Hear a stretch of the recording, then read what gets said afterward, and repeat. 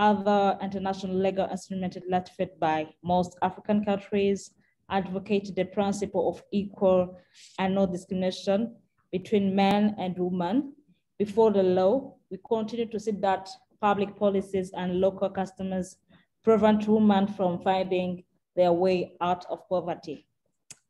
Discriminatory laws on indigenous rights, barriers to start or manage a new business run by a woman, taxes on women's constitution, products such as their Eden products, rubber berries imposed on women such as presence in Africa, which limits the economic potential and the decision-making power of women over their own destiny. Again, welcome our audience. Within the CD Great Lakes, we believe that Bira Shoboka, which means it's possible. Yes, it's possible to remove the legal and cultural barriers that prevent women from having equal rights and opportunities with local solutions. This is why, in order to understand the challenges that women face every day to get out of their poverty in Africa, but also progresses on their liberalization, I have the immense pleasure of extending a high-level discussion by women leaders and libertarians who work to improve the lives of millions of people every day around the promotion of women's rights and who constantly advocate for more economic freedom in Africa. Welcome again. My name is Munia Wakana. I'm Event and Communication Director in CD Great Lakes and Regional Director in South Africa region in SFL. Welcome, my colleague. Welcome, Linda.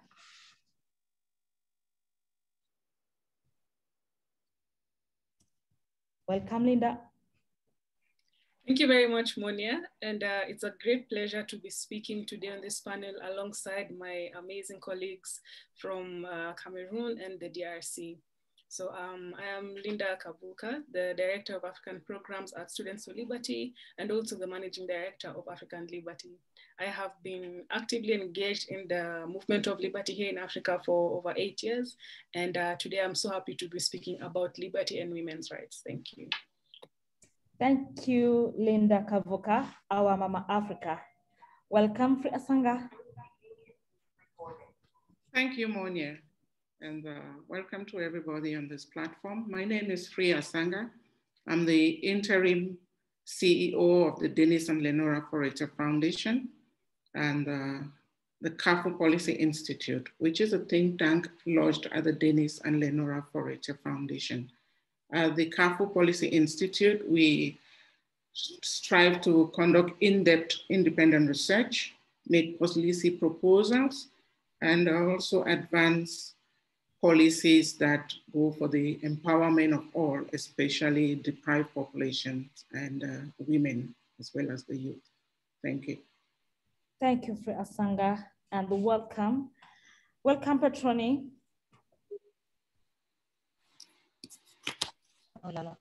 Thank you, Monia. Welcome, everybody.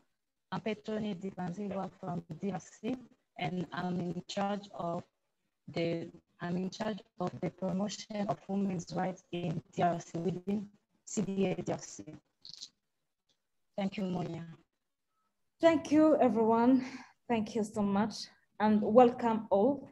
Welcome to our panelists, and welcome to our audience. Dear panelists, according to research, women are very present in agriculture sector and sometimes constituted up to 70% of the workforce in some part of Africa. However, it shows that they have a land title. Access to land ownership is restricted to men or groups of men.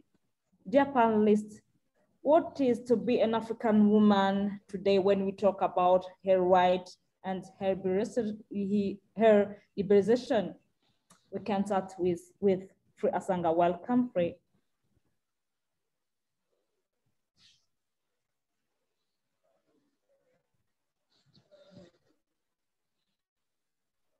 Hello, Free.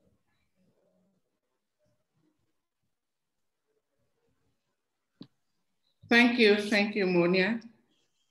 Today, the African woman can work, can own a business, go to school, preach in a church, hold high office in government, participate in political activities, and so on and so forth. But this does not really give a clear picture of who the African woman is and where she wishes to be in the future. To better understand our today, we would like to take a look at our yesterday. So I would like to use my personal example to paint a picture of what the African woman was yesterday and what she's gone through to be where she is today. My mother was a grade 1 teacher, primary school teacher. That's the highest grade you get in Cameroon as a primary school teacher. I also had an uncle who was a grade 2 teacher. On my uncle's ID card, it was written grade 2 teacher. But on my mother's ID card, you can guess what was written, housewife.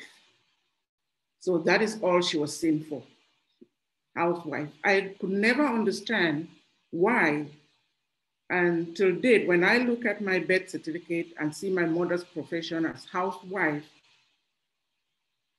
I can't cease to imagine the pain that she felt and many and all other women in her time went through for lack of acknowledgement for who they are. And once a woman is not acknowledged, it can lead to low self-esteem. She cannot express herself well. So before we look at what the African woman is today, we must understand that the African woman has gone through a lot. In Africa, we've had some great women like Queen Nefertiti of ancient Egypt. We have Queen Amina of Nigeria. But surprisingly, when you talk of Nefertiti, everybody talks of her beauty. Nobody talks about her achievements as a warrior. All what they see in a woman is her beauty. So today, we have to recognize that access to education is not the same in rural areas, especially in Cameroon. Women and girls still face all sorts of discrimination. Sometimes access to education, the lack of it thereof, is as a result of cultural and family norms. Some families believe that to educate a woman is a waste of time because she's going to get married into another family. So that's taking the world to somebody else. Those are challenges that women face, and this leads to their lack of empowerment. Forced marriages, early marriages. Young girls have been deprived of an education because they're forced into marriage. We have horrific customs in place that put in place widows' rights that are detrimental to women and can even be considered as forms of violence against women. In some communities, we have a female genital mutilation. And just by the mere fact that women's rights are not respected and women are not acknowledged for their work makes it impossible for women to evolve. On the African continent, well, they've demonstrated some forms of commitment in promoting gender equality and empowerment of women. We know that most countries have ratified the Convention on Elimination of All Forms of Discrimination Against Women. Many more have ratified the African Union's Protocol on Rights of Women in Africa, but there's still a lot that has to be done. The practicality of this is what is lacking. And this is what we are advocating for, that all of these conventions that are signed, the instruments must be put in place to enforce the conventions and actually get women empowered socially, politically, economically, and otherwise. Thank you, Moni. Thank you so much, Asanga, for your intervention. Linda Kabuka, what is your views to this issue? Welcome. I will speak more on property rights. And so, as you said in your introductory note, that women contribute to a large percentage to agriculture in Africa. you will find that majority of women and a large majority of women do not own the land or the property that they invest in. So Africa mostly exports outside the world agricultural products and or minerals or that haven't yet been manufactured that account to the majority percentage of the export products from the continent. So a large percentage of this is agricultural products, and that is food, raw products, cocoa, coffee, tea. You can find cotton and also meat from in some other countries. Women also contribute to a large percentage of the workforce of people who work in our farms. Yet, they're not the ones who owns this farm, and they work as workers and also contribute as wives or daughters of families into the farms of their estates. Now, women also contribute in another perspective. They own MSMEs, and they are in the micro workforce of people who own the shops and the kiosks and the food vendors. They sell raw food for our consumption, and they also sell, most of the people who sell food like to our local communities are owned by women. But unfortunately, we find that because of discriminatory laws and policies, women have been locked out of owning property titles. And it is only until recently in some countries like my own Kenya, where women were allowed to own, to have a title deed for land, or to own property, or to inherit.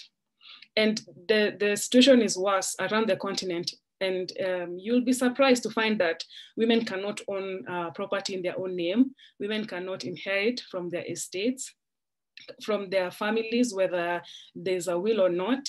And we can see how much this affects our economies when women are not able to get formal ownership and titles for their investments.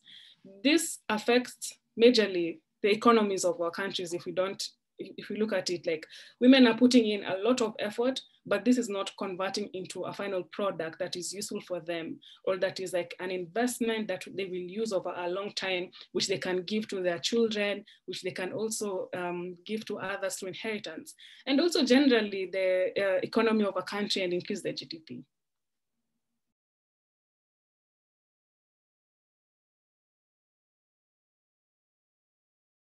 Thank you very much, Linda Kavuka, and thank you for your intervention. Welcome, Petroni. What is your comment?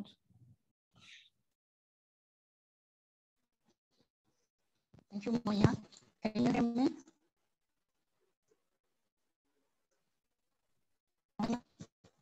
Can you hear me? Yes, we can hear you, Petroni. Go ahead. Okay. Thank you, Moya. I think we contribute to the economy, but when we speak of issue of liberalism and women's rights in DRC, in Africa, especially in DRC, women are not well informed about their rights, and that's a problem. That is a challenge. But when we speak about rural women who works in agriculture and other sectors, we want to ensure that women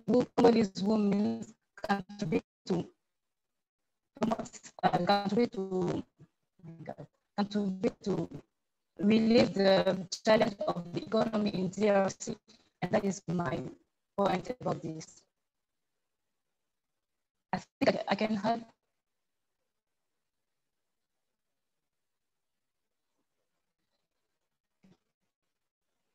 Moya, can you hear me? No. But this time you can go ahead.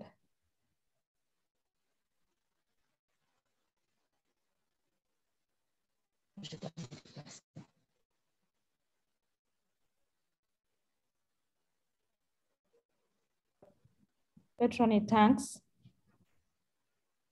Okay, Moya.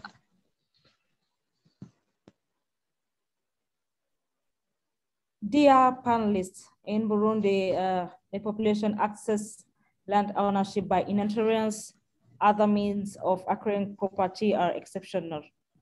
According to studies of women are farmers, but these women are not owners because women do not have a right of access to land ownership because customer prohibit it while due to the presence of court. Women do not own land individually and do not enjoy inheritance right over land belonging to their father.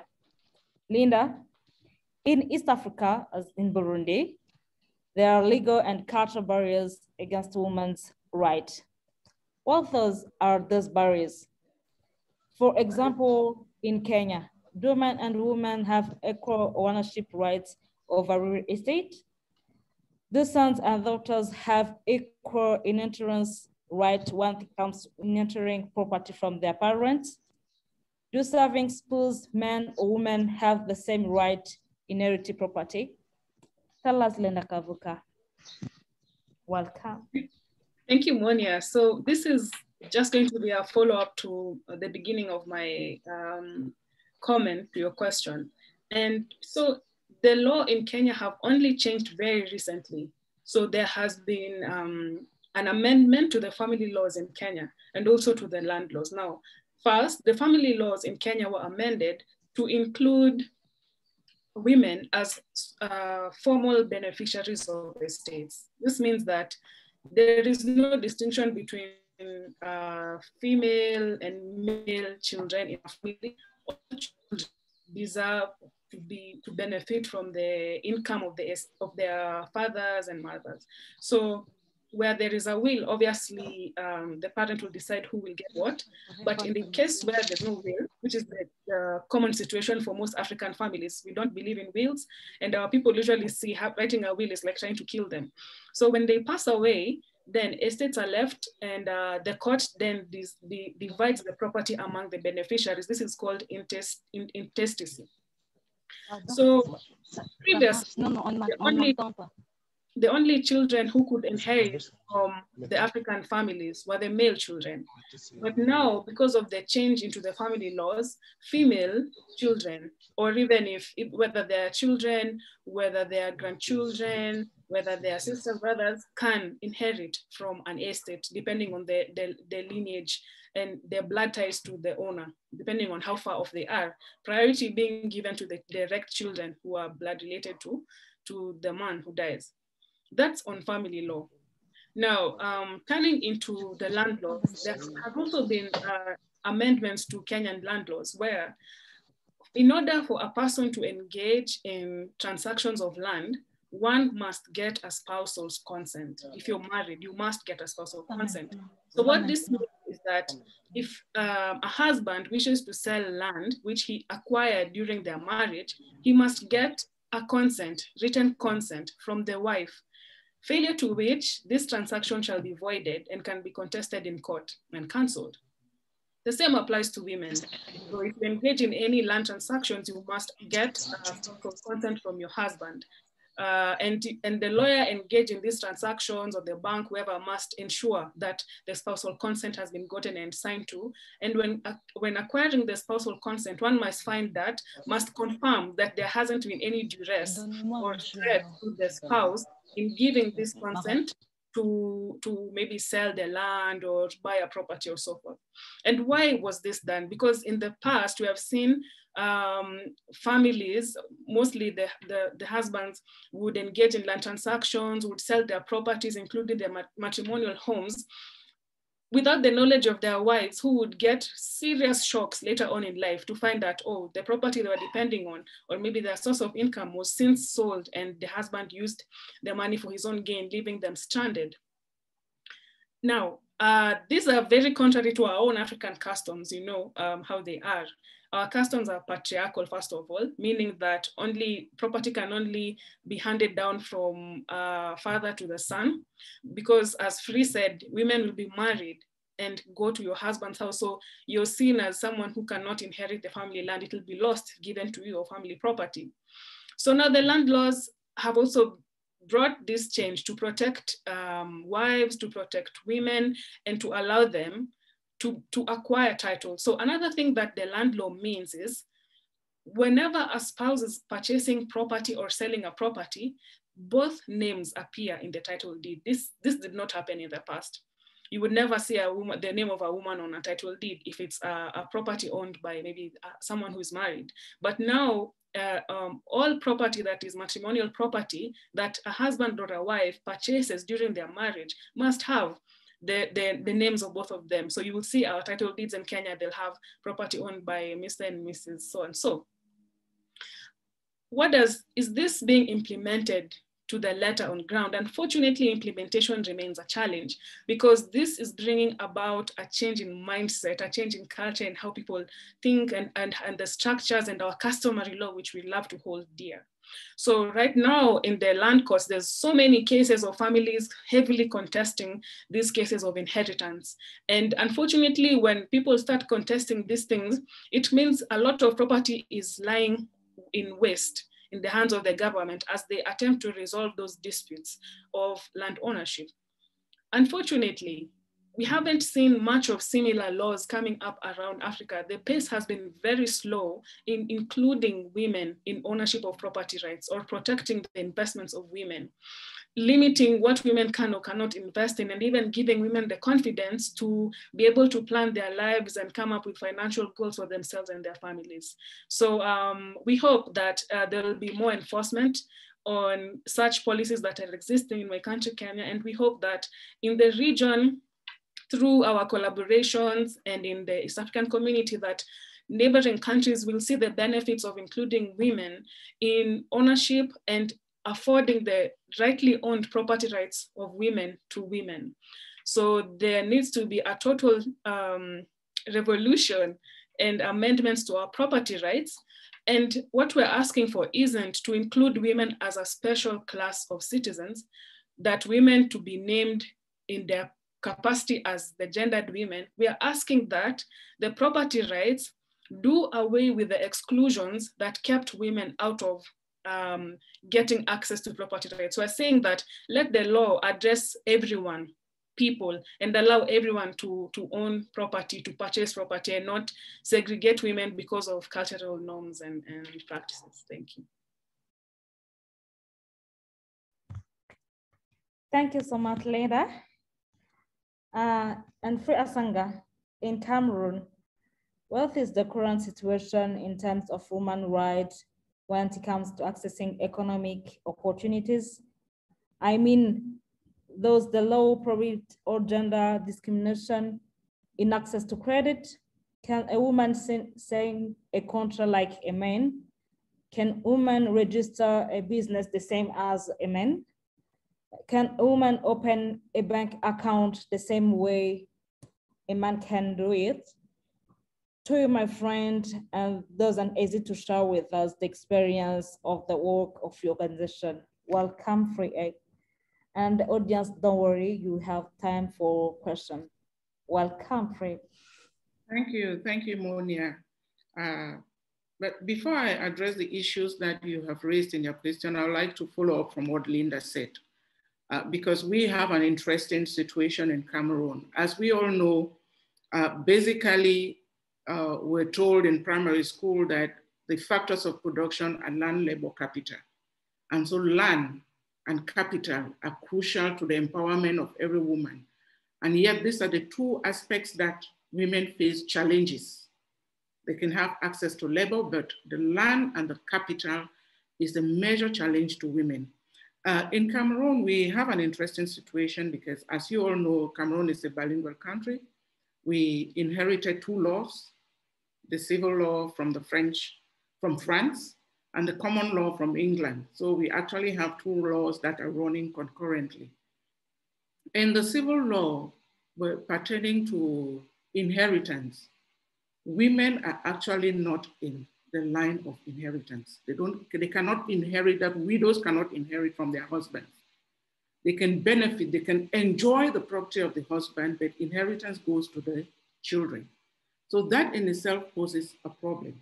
For a woman in Francophone Cameroon to actually inherit from the husband, she has to dissolve the union. Upon the demise of the husband, she has to dissolve the union.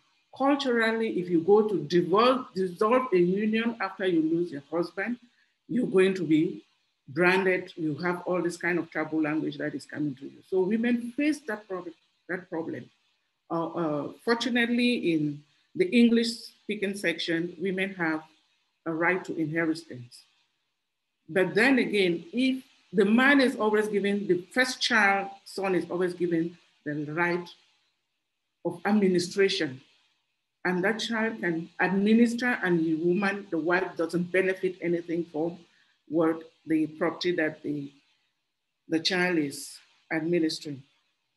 So now, to answer your question, Monia, we have no discriminatory laws with regards to access to credit. Women are not discriminated. You can sign a contract, you can register a business, you can open a bank account, but the question comes in place, the ease to which women can do this. That is where the hindrances come into it. Because although those laws are there, they're open, they're non-discriminatory, it is not easy for a woman. If you have a bank that requires so much documentation, so much money to open an account, the woman in the town can open that, but what about the women in the rural areas?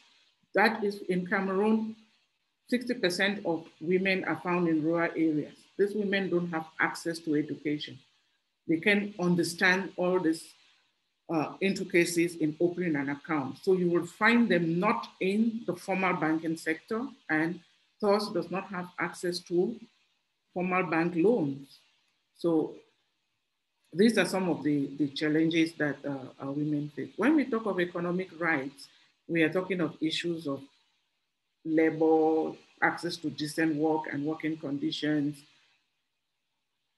Although there are principles of non-discrimination, it is very, very cumbersome for a woman to break some of these barriers and give herself the education that is necessary for her to have access to labor or access to finance in order to carry out an activity. Once you have lack access to land, it becomes difficult for you to move on, because with the banking sector, the issue of guarantees will come. Do you have landed property? Women don't have landed property, so they cannot have access to loans. So that in itself is already discriminatory to women. If the majority of the women does not have access to landed property, then how do we expect them to have access to loan to carry out their economic activities?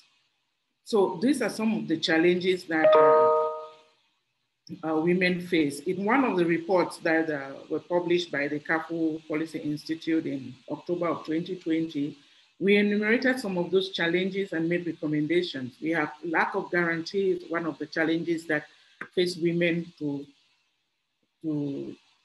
access to credit. We have legal and cultural norm barriers. And also on the part of the financial institutions, there is this mistrust. There is the lack of trust. When a woman stands in front of a financial institution to request for a loan, the first idea that comes to mind is it the husband that has sent her to collect the loan? Will she be able to repay the loan? Because if the loan is not put into the income generating activity, it means that is going to be a bad loan. So with that, it further hinders the access to loan for women, because there's that perceived a notion that they're requesting the loans on behalf of their husbands. So all these challenges faced by women to access land and loan, it's very difficult for them to become economically free, and hence they remain in that vicious cycle of poverty. Thank you, Monia.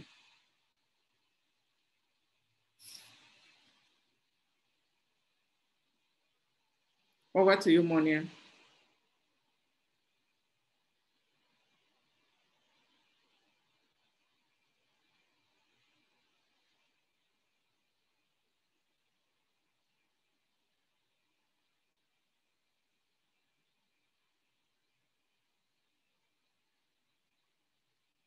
Yes, Monia, you have the floor.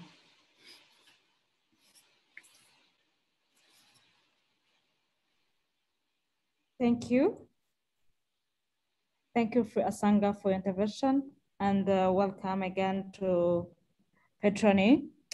Petroni, much research links and reform and policies aimed at achieving gender equality in women's economic outcomes with increases in the workforce and the increases in income earned by women. If barriers are removed, that restricts women's ability to work outside the home. Petroni. Monya, I think that when we are speaking, can you hear me?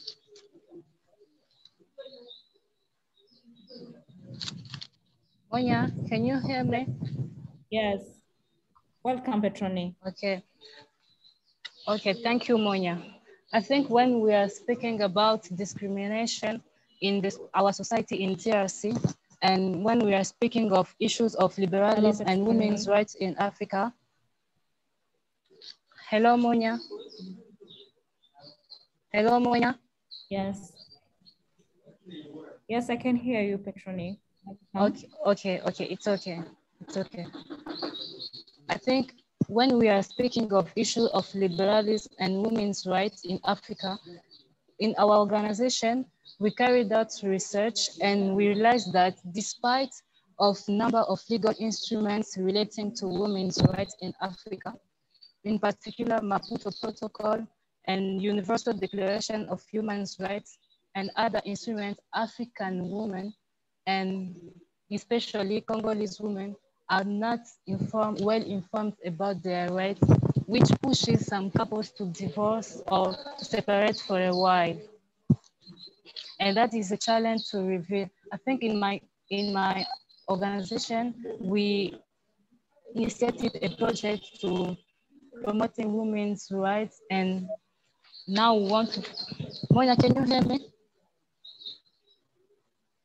Yes, I can hear you. Okay. And in view of all this, we have formulated a question to provide some possible solution. The first is, what mechanisms should still be put in place to properly popularize women's rights in Africa? And I think we should make women's rights accessible because some women do not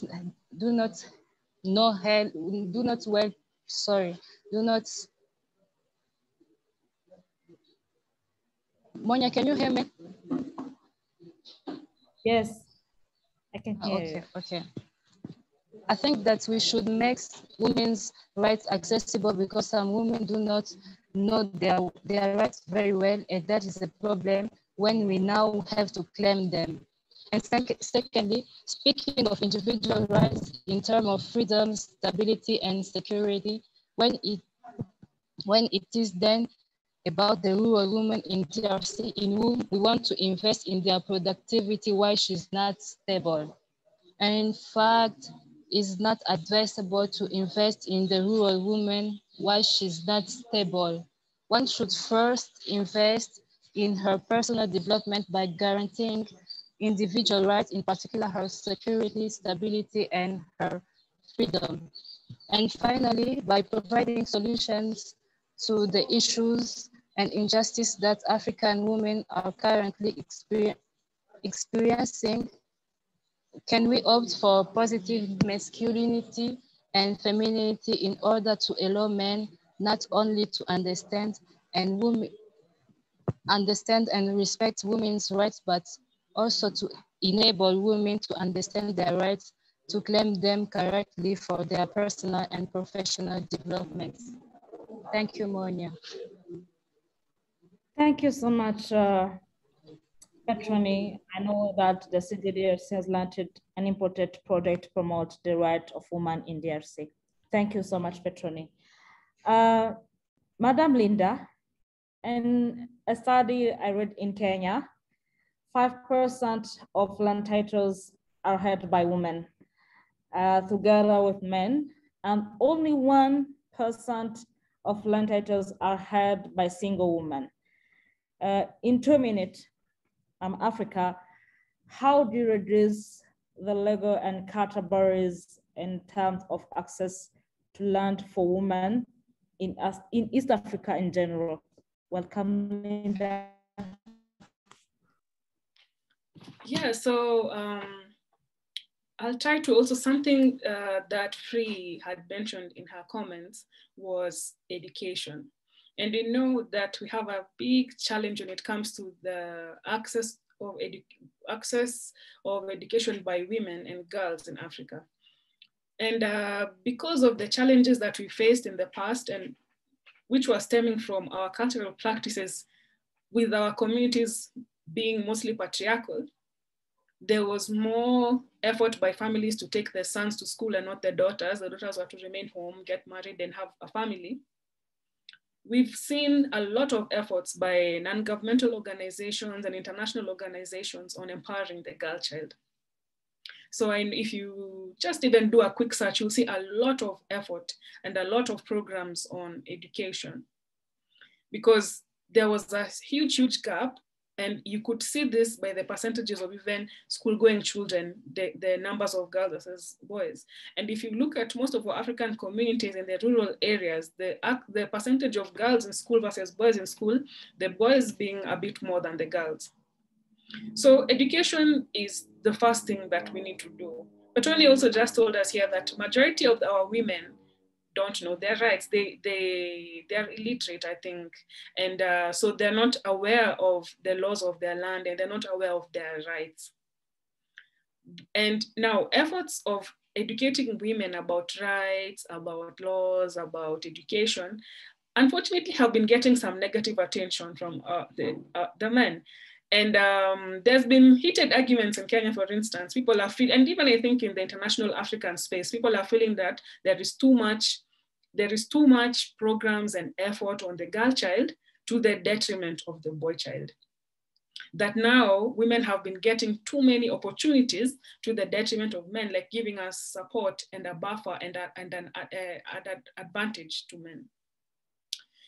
Now, the effort of policies and even maybe advocates for empowerment have been an increase of the number of women in Kenya joining the business space, joining leadership positions, owning property, educating themselves, educating their families, and also having women who are able to decide to be single mothers and leaving their marriages for their own reasons, which haven't been taken very well.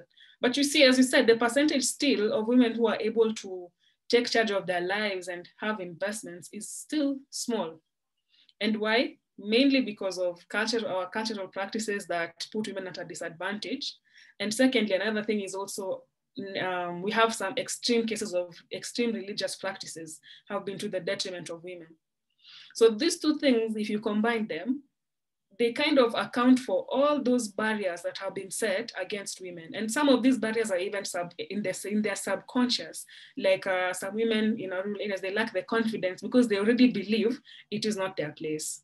So they limit themselves as to what they can dream, what they can achieve, what they can do for themselves because of what their societies have told them and what their role should be. Education is the first thing.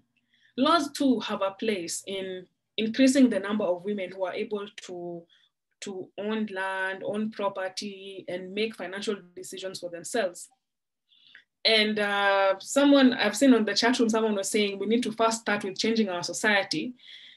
You see, changing our society is not a process of an overnight thing. It's a whole, it'll take us generations to completely, change the way we think and our norms and our cultural norms. So it'll have to be different stakeholders working together to change the environment and make it more open to women and girls. And we as libertarians, what are we saying? We're not saying that we want to replace the men with the women and women to take over the world. What we're saying is that we want to do away with the discriminatory laws and discriminatory practices that separate women and segregate women from enjoying their rights and freedoms. We want the environment and the communities to look at women as people, simple. So that you do not have to include women in laws. Just say people can own rights, people can own property so long as you pay value for it and so forth. That's what we're saying. So educating our communities, changing our laws. And also another one will be, I'll push it to the women now. It's up to us to be in the forefront of advocating for the change we want to see. So those of us in these sessions today, we believe we're advocates for freedom, and we are actively engaged in, doing research, coming out with programs and projects that are helping us educate our communities about freedom and showing them what a world with freedom looks like. So women need to be in the forefront of the advocacy for change, to do away with all this, to fight discriminations, to fight extreme practices that are harmful to women, like FGM, like early childhood marriage, teenage pregnancies and all of this. So women need to take up more leadership roles.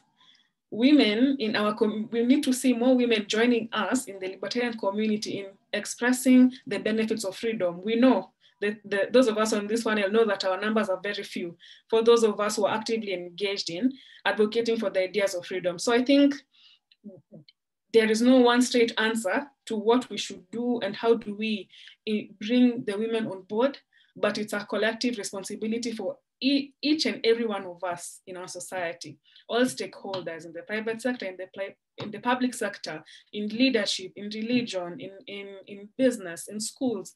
And I think if we all play our part, we'll begin to see a shift for the better. And we'll also begin to see a shift that does not threaten the position of men, but a shift that shows people that we should all have equal access to opportunities, equal access to income, equal access to property and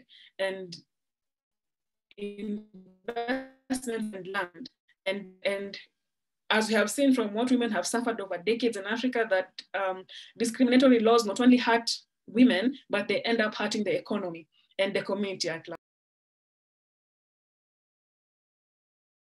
Thank you so much, Linda. And thank you, everyone. And before I close, I have a series of questions for the audience, but also for our top panelists. Those who follow us can also contribute to our debate. First question, in Burundi, to access hygienic product during monthly period, as a woman, you have to pay of taxes, which is difficult for poor Burundian women, especially those who live in rural areas. Are there similar cases where they are subsidized for products consumed by women in your country? It's for you, audience. Welcome all.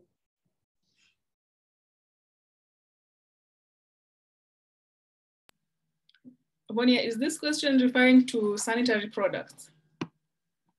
Yes. Yeah, okay. And maybe I'll throw it to my colleague Free. I want to hear what she would say. I'll just first mention an interesting debate that has come up at some point here in Kenya. Now, in the 90s, cases of HIV and AIDS became a serious concern in the Eastern African region. And the governments and the countries had to come up, and I know even all over Africa, with serious policies and programs to fight the spread of HIV and AIDS that was wiping out villages. One of those such efforts was provision of free condoms that are put in public spaces and in universities. So here in Kenya, if you go to some public toilets, if you go to toilets in universities, you're going to find a box of free condoms put there for anyone to use. And the aim is for people to stop the spread of HIV and AIDS and other STDs.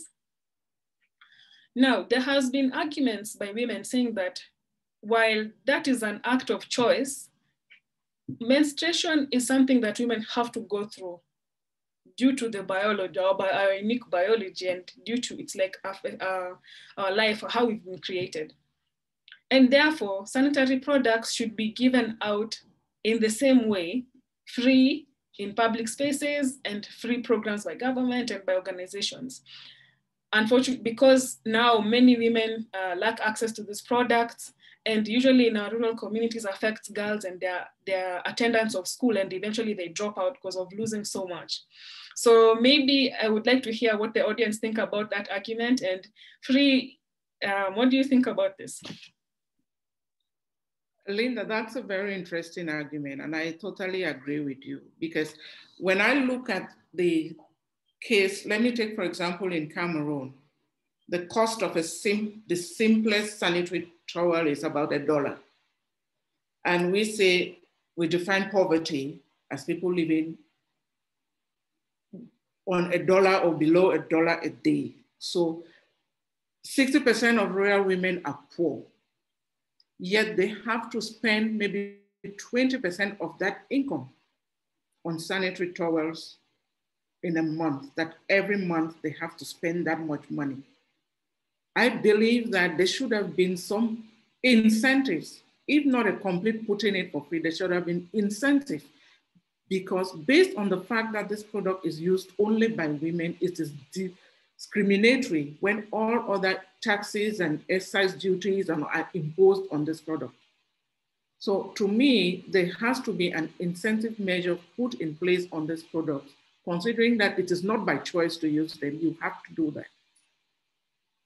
So I think that the debate is quite an interesting debate, and maybe we need to have some advocacy in order to get free sanitary towels all across Africa. Yeah, and I just saw it somewhere and I didn't even engage in that argument because I'm like, this has so many different moving parts. But indeed, if you put those two issues together, how do you tell one person, like, if you have the funds for this, why not for this? So in Kenya, the Ministry of Education actually has a program for free sanitary towels for school-going children. And this is in collaboration with the women representatives who are members of parliament here in Kenya. But obviously, there have been cases of corruption.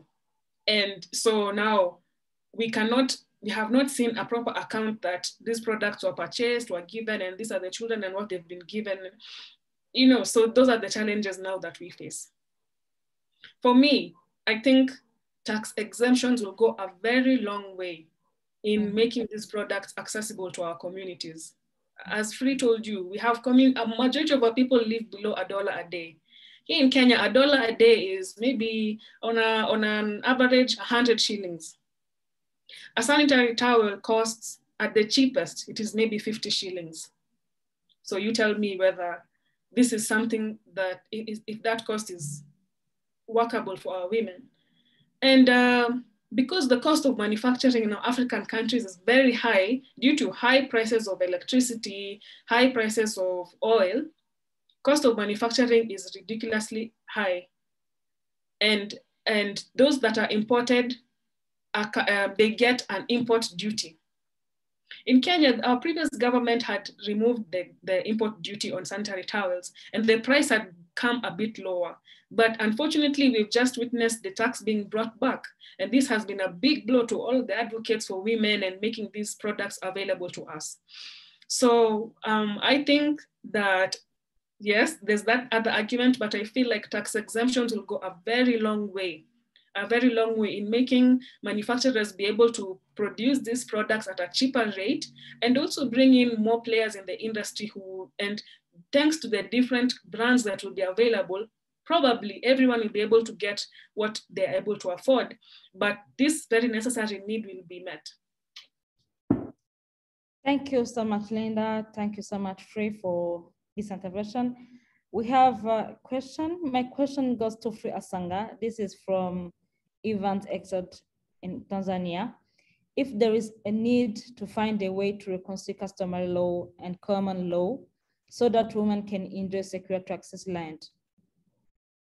Free, this is for you. Thank you for that question. It's a very tricky question, especially at a time when our country is in turmoil because of issues like that between the English-speaking and the French-speaking country, the English-speaking. You might be aware that we have a problem in Cameroon, which originated from the English-speaking legal system, the lawyers requesting for equal rights as their French-speaking counterparts. Well, it is very tricky to understand because let me paint a picture. Cameroon has about 240 tribes. So you can imagine the diversity that we're talking about. Now, customary law comes in also to check, to have some checks, because it organizes these communities according to their customs and practices. There are good aspects of the customary laws and there are some bad aspects of the customary laws. In my opinion, it is these discriminatory aspects of customary laws that needs to be addressed. And if these discriminatory aspects of customary laws are addressed, then there will be no need for a harmonization of the laws. I'll give you an example using a marriage. If we talk of marriage, by customary law, it is de jure a polygamy. So if you are married under the customs of the people, of your people, it is a polygamous marriage. Now, when we talk of polygamy, it is one part of the polygamy that is acceptable.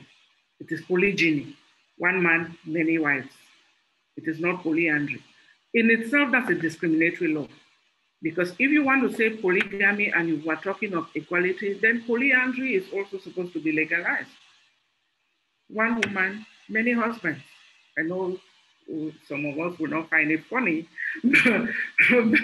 but that is a part of customary law that brings in discrimination against women, which needs to be addressed.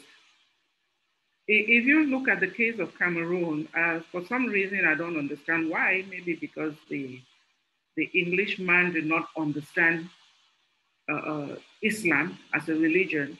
In Anglophone Cameroon, Islamic laws are considered customary laws. So in terms of marriage, the Alkali courts, that's the Islamic courts, can perform marriage and it is acceptable. It's a recognizable form of marriage. But on the other hand, in the same region, the Christian, a priest cannot conduct a marriage ceremony without seeing the marriage certificate issued by the civil status register. Those are some of the things that bring discrimination and that needs to be harmonized in so that all citizens feel like they're under the same law and there's no discrimination against one law or the other. We cannot just pick, isolate issues that are not working in one section of the law in the English section to harmonize it with the French, or pick one issue that is not working in civil law to harmonize with common law. There needs to be, both laws can go in place because they are governing different people with different, unfortunately, colonial background, heritage, but issues in the laws that are discriminatory needs to be addressed so that, as Linda rightly puts it, we should be talking of the laws affecting people, not men and women, or trying to get affirmative action for women. So if these laws can be harmonized within their context so that the men and women are equal under the law, then I think it is okay. Thank you, ma'am. Thank you so much, Free. And we have another question. How do we balance the registration and cultural values that are patriarchal and equal do not reflect our society? This is for Linda and Free.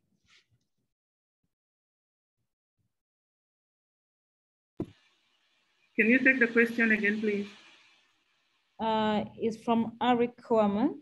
How do we balance the registration and cultural values that are patriarchal and equally do not reflect our society? Okay, Free, this is cultural practices and norms. How do we balance the laws and our cultural practices that are affecting women? So cultural practices like female genital mutilation, we have seen that it has nothing beneficial medically to women, and it has very many negative consequences to women and girls. So obviously, it's a practice that we should fight with everything that we have to ensure that women are not mutilated. So advocates of FGM, like here in Kenya that have come up, like a very good friend of mine whose name is Sadia, are talking to people about the ills of this cultural practice that has been held by communities, and they believe that, you know, it's a rite of passage for girls. It is to keep women chaste. And there are so many arguments as to, you know, why not, we shouldn't do this. If the argument is chastity, you can do that by mentoring your daughter. If it's a rite of passage, there are many other ways of doing rites of passage that are not harmful. And here in Kenya, we have the Maasai community, another one that is also known for FGM and early childhood marriage. They have now modern rites of passages, trying to bridge the gap of needing to get their children through that cultural practice of rite of passage, but also using technology and using modern ways and education to do it in a better way of mentorship, of teaching, of training, and not the other one. And encouraging, so the girls go to a camp instead of, you know, going through a very dangerous practice. Many of the advocates for FGM, like especially men, do not even know. Studies have found, and FGM advocates will tell you they don't know what it is that what is done to the girl or the women. So they do not know exactly what part is removed and the extent of the pain and the damage that is done to the bodies of women in the name of culture. So, you know, the practices like this FGM and rites of passage, we can include more such things, balancing between the cultural importance and doing them in a way that is healthy. Another thing is, okay, there is male circumcision in most African communities. And in the past, male circumcision used to be done in the bush, you know, in the morning, outside in a dirty and hygienic place. Even male children have been reported to die from these practices because they're left in the wild alone, you know, with wounds, nursing wounds and all that. And you know, from our education that people are different, and some people will bleed out because maybe their blood cannot clot or such things. And today we have different methods of doing this. Male circumcision is done in hospital with doctors in a sanitary environment, cleanly. And if there is need for that talk by men and having that group work, there are some communities, like in Kenya, we have a Kikuyu community, they have like a camp where, so the boys will go and get the same rite of passage. So I believe that obviously some of our culture is our identity as African people. And the argument isn't for us to scrap out everything else. We're saying that we should be careful and do away with those practices that are very harmful to us. Another one is women inheritance. In some communities, when a woman becomes a widow, she's supposed to be inherited by the brother of her late husband. And in some communities here, like in the region, the western region of Kenya, a place called Nyanza, where they practice this, there's a crazy levels of HIV and AIDS, because now you can imagine how, you know, how the disease is moving from one place to the other. And also imagine how what this does to the mental health of a woman, you know, and even the children. How can someone become your uncle and then tomorrow is your father? And what does this mean? If there was property, it means this man will take up also the property of the late husband, obviously to the exclusion of the wife, and she can be chased away, or the man can do whatever he wants. So we need to look deep into our culture, our cultural practices, which ones make sense and which ones do not, which ones are harmful to us and which ones are not. You know, let us allow fathers to be able to bequeath property to their children of all genders, women and men. Let us allow a father to give their daughter a land. And if she chooses not to be married, her brothers should allow her to use that land as to the best of her ability, however she feels like. If she wants to build a home and live there on her own, that's fine. If she wants to sell it, that's fine. Let us allow families allow their daughters to go to school to gain education and be able to compete for resources and opportunities just like their brothers. You know, let us support our daughters and come up with programs that give back to the society, like especially now for us women on the sanitary products. So I think while also we will need support of the government in some instances to protect, especially to incriminate some practices so as to protect women, majorly the responsibility is on our societies, and especially those of us who are here today, the elite, the educated.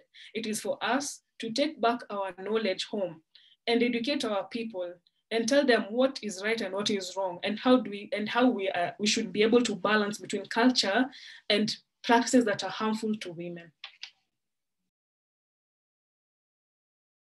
Thank you so much, Linda. And there is another question, 2 questions for Linda.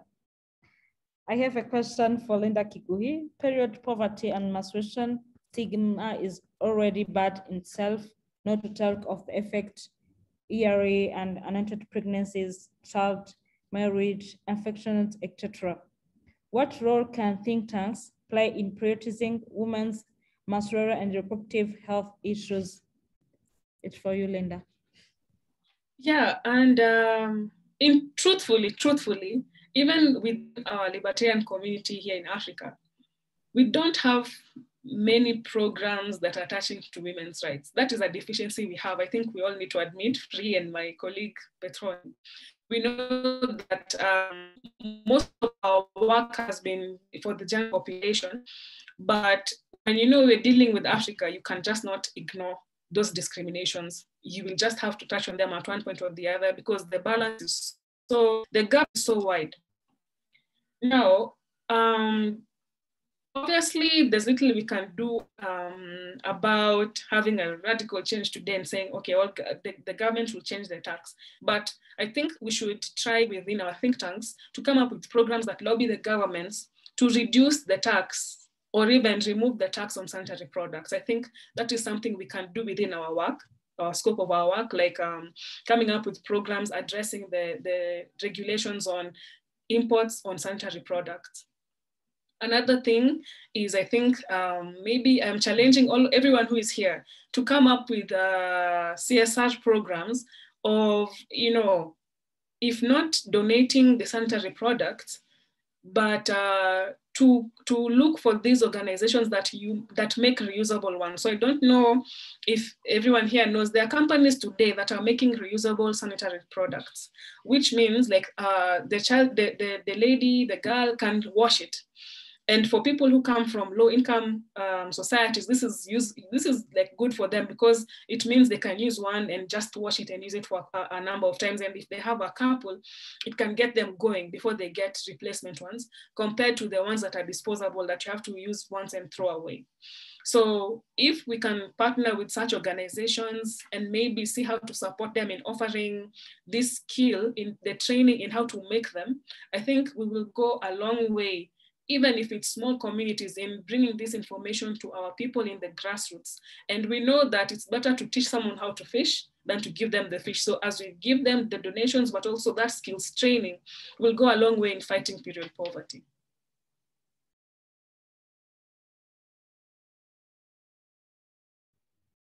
Thank you, Linda. Another question, the last one. Are there any customary usages or other tips of practice that are based on the superiority of men over women?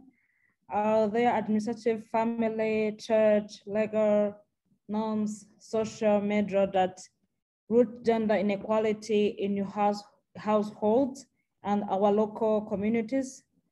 Free with examples from Cameroon, according to the French-speaking or English-speaking region, or the tribes, the others. What do you say about it? Welcome to our panelists or the audience. Thank you. Okay, thank you, Mania. I'll just go ahead. When we look at women's access to power in Cameroon, there are no discriminatory laws. But practically, in reality, you don't find women in high positions of offices, be it appointed or elected offices. You don't find women in that. We of the 60 ministerial positions that are in Cameroon, I think we have just about 11 or less women. We have 31 female mayors out of 370. Yeah, you heard me right, 370 mayors in Cameroon, and we have 31 female mayors. In the ministries, the story is the same. Be it delegates, regional delegates, governors, divisional officers. You don't find many women in this position. So there is a gap between what the law says and the reality you find in the field, and that has to be bridged. When we come talk of appointed positions, the government needs to take control to appoint more women in positions of power. It is not because they are lacking. There are so many capable women out there, but they're just not given the opportunity to showcase what they can do, what they can do for the country. When it comes now to elected office, it is difficult. The fact that women are not empowered, for example, to run an election costs money. If you don't have the money, you have the ideas, it doesn't take you anywhere. So even in elected office, you won't find women just because they're disadvantaged. Now, if we go down to the family level, I think the responsibility comes to us women to start giving equal roles to our children, both male, young boys and girls, because all of what we find in society starts from the family. In the family, we have that tendency of taking the girls to the kitchen with us and leaving the boys to sit and listen to watch TV with their fathers. That is the origin of the stereotype, the gender stereotypes. When these children go, the girl child already has in the mind, I'm limited to family work, kitchen duties, while the boy child can express himself in whatever way he wants. So we have a responsibility in that role to start assigning equal role to both our children. Another area where there's discrimination is marriage. You know, women and men don't enjoy full rights in marriage. Something needs to be done. Women have to feel that they are part of the marriage. They're not an instrument in the marriage to bear children and raise children, but they are part of the union and should be involved in decision-making in the marriage. Men go to work. But in the case of women, in some families, you have to prove that you can combine office work with house duties before your husband allows you to get a job.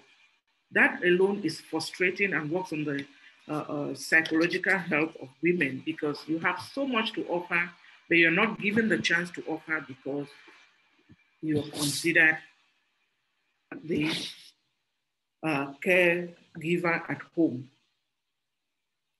Customary practices, you know, Linda has talked a lot about the customary practices that have to go on. Religious practices, we all know that there's a difference in treatment between Christianity and Islam.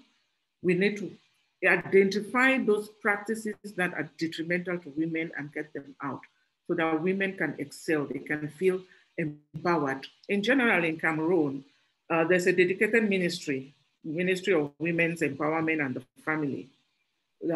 This ministry has put in place several programs to empower women, but most of these programs are in the urban and semi-urban areas where there are offices. There's still a lot that needs to be done, especially when it comes to the rural woman. The rural woman has to be given the opportunity to educate herself, empower herself, both financially, economically, and otherwise. Thank you, Monia. Thank you so much, Free, and thank you so much to our panelists. And thank you to the audience. It was my pleasure to lead this panel. And together as women, libertarian women, we can change the world. Thank you so much.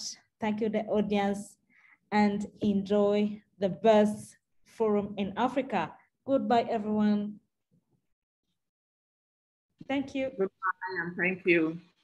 Goodbye, everyone. Thank you very much. Thank you.